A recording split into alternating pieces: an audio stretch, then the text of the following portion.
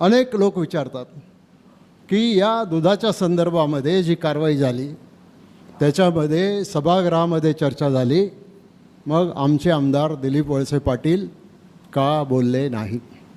त्यांना कदाचित माहीत नसेल, मंगळवार दिनांक 7 तारखेला विधानसभेमध्ये या विषयाची चर्चा आमदार योगेश टिळेकर यांनी केलेली. मी काही विधान परिषदेचा सदस्य नाही, त्यामुळं मी विधान परिषदेत जाऊन तिथं चर्चेत भाग घेऊ शकत नाही. आणि दुसरं, विधानसभेमध्ये सुरेश धस आणि जितेंद्र आव्हाड यांनी अंतिम आठवडा जो प्रस्ताव असतो त्या आठवड्यावर त्याच्यामध्ये त्यांनी चर्चा केली.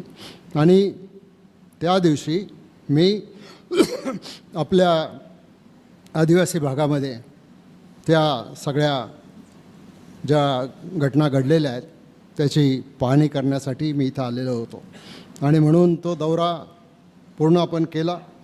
आणि नुसताच दौरा म्हणजे मी पर्यटनासाठी नव्हतो गेलो.